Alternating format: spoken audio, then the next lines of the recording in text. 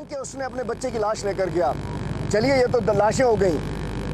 आज से 5 रोज पहले घोटकी में, अभी घोटकी गया हुआ था, वहाँ सिलेंडर फटता है, जख्मी होते हैं। चिंची लोडर के ऊपर जख्मियों को, अरे भाई लाशों को नहीं दे रहे हो, जख्मियों को तो एम्बुलेंस दे दो।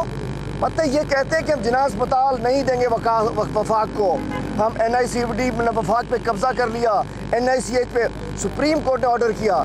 आप एक एम्बुलेंस तो दे नहीं सकते हो, आप कुत्ते की वैक्सीन दे नहीं सकते हो, आप सांप की वैक्सीन दे नहीं सकते हो, लेकिन NICVD इसलिए नहीं देना कि बाल है, अरबों रुपए का खांचा है उसके अंदर, अरबों रुपए के मामलात हैं उसके अंदर।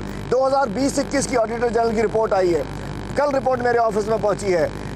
9 अरब रुपए की तो एक एक खाते के अंदर करप्शन आ रही है। मैं कहना चाहता हूँ ये रुके नहीं है। और बात ये है, PDM से जिन्होंने जान छोड़ाई है, इससे पीपल्स पार्टी का नॉन डेमोक्रेटिक चेहरा सामने आ चुका है। डेमोक्रेसी की बात करते हैं। सिंध में public accounts committee Peoples Party के पास है, एक भी कमेटी में स्टैंडिंग कमेटी हमें नहीं दी गई है। मतलब सिंध में वो जमहूरियत है जो कि एक सिविलियन डिक्टेटरशिप है सिंध में। सिंध में मेरे साथ क्या हुआ, आज मैं मतलब 1 तारीख को, अब देखिए ना, हलीम आदिल शेख जो कि एक लेजिस्लेटर है, एक किसने कानून साजी करनी है, अपोजिशन लीडर है, 1 तारीख को घोटकी में पेशी, आज 3 तारीख को मलीर कोर्ट में पेशी, 7 तारीख को दहशतगर्दी अदालत में पेशी, 8 तारीख को साथियों के लिए हाई कोर्ट में जाना है। मतलब अब इन लोगों ने हमें हम कोर्टों पे 50 दफ़ा आएंगे।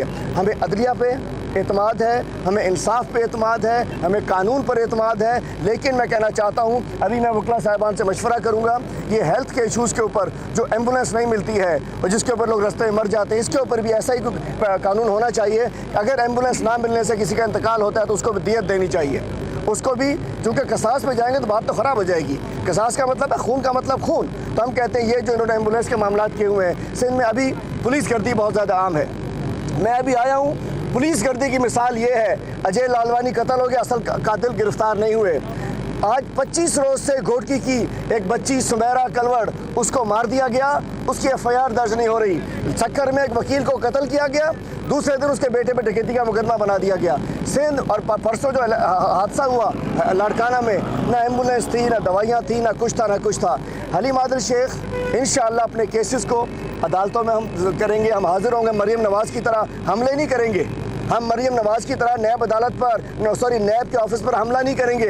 हमने कहीं हमला नहीं किया। अल्हम्दुलिल्लाह कराची में 50 सीटें हमारी हैं। हम भी चाहते हैं तो CI सेंटर पर अटैक वो धरना लगवा देते, हम चाहते हैं SSP मलीर के ऑफिस में धरना लगवा देते। ऐसा नहीं है, हम आए हैं, हमारे साथी चंद होते हैं और इंशाअल्लाह हम कानून की हुक्मरानी चाहते हैं। और आखिर में कहूँगा कि सिंध हुकूमत ने पहले कहा कि जी जस्टिस आफ्ताब गोरड़ के पास कोई केस नहीं लगना, हर केस में सिंध गवर्नमेंट पार्टी होती है। इसका मतलब मेरा ख्याल ये है कि इनका दिल चाहता है कि हाई कोर्ट लाड़काना बेंच में अनवर सयाल को जस्टिस लगा दें, सक्खर बेंच में खुर्शीद शाह को जस्टिस लगा दें, हैदराबाद बेंच जो जाती है वहाँ अपना शर्जील मेमन को जस्टिस हैदराबाद में लगा दें, कराची में चीफ जस्टिस की जगह वज़ीर आला साहब खुद बैठ जाए, तो ही इनकी तसल्ली हो सकती है। यही करना पड़ेगा।